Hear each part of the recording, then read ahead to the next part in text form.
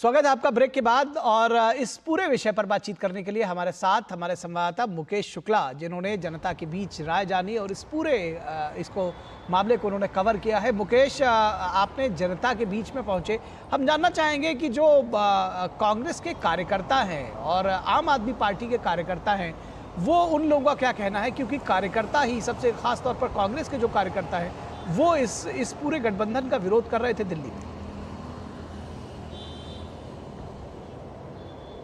बिल्कुल कार्यकर्ता हैं जो वो बिल्कुल विरोध कर रहे थे। और कहीं ना कहीं देखिए कार्यकर्ता भी असमंजस में है कि उन्हें जाना किधर है। एक तरफ केजरीवाल की मधुशाला, तो दूसरी तरफ जो कांग्रेस का पुराना जो गबन है उसको लेकर के उन्होंने खुल के बात करी और ये समझने की कोशिश करी, अपनी पीड़ा बताई उन्होंने। जब हमने उनसे बात करने की कोशिश करी और जानने की कुछ बातें, तो उन्होंने ऑफ द कैमरा बताई कि कितना उनके साथ बुरा हो रहा है। और साफ तौर पर जिस तरह से कल अरविंदर सिंह लवली भी कह रहे थे कि वो खुद नहीं समझ पा रहे हैं कि आखिर हो क्या रहा है। एक टाइम वो खुद अलायंस के मेन मुखिया थे, जैसा कि संजय सिंह ने कहा। अब कल उन्होंने कहा जी हमें तो कैंडिडेट ही पसंद नहीं थे, लेकिन जो प्रेसिडेंट पद से जब उनको इस्तीफा देना पड़ा तो उन्होंने कहा कि जो टिकट बंटवारे में बातचीत हुई उसमें उनकी सुनवाई नहीं हुई। तो कहीं ना कहीं एक असमंजस की स्थिति है।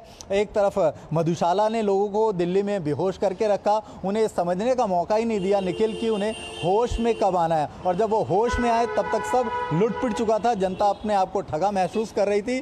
और वो उनकी जो पीड़ा है वो साफ तौर पर उनके उसमें झलक रही थी। हम कॉमन मार्केट में गए, जब हमने वहाँ बातचीत करने की कोशिश करी तो उन्होंने ये बताया कि केजरीवाल कैसे आए थे, कितना बड़ा चेहरा बने, उन्होंने जनता को कैसे बरगलाने की कोशिश करी। और वो कह रहे थे बार बार वो आज भी झूठ बोलते हैं। कुछ लोगों ने बोला कि वो तो बैग लेकर के चलते थे जब वो आरटीआई एक्टिविस्ट थे, और अभी तक भी उनका वही रवैया चलता है कि वो सोचते हैं कि जो पहले चल रहा था उसी सिलसिले को आगे बढ़ाते रहे। लेकिन अब जनता जाग चुकी है। तो निखिल, कहीं ना कहीं जनता के पास अब ये समझने का वक्त कम है, क्योंकि लोकसभा का चुनाव है 25 तारीख को, मई को दिल्ली में भी वोट डाले जाएंगे। ऐसे में अब जनता देखने वाली बात है कि कितनी जल्दी होश में आती है। जी, निश्चित तौर पर ये देखने की बात है कि जनता का रुख आखिर क्या होता है इन चुनावों में, ये भी बहुत महत्वपूर्ण होगा। बहुत शुक्रिया मुकेश इन इस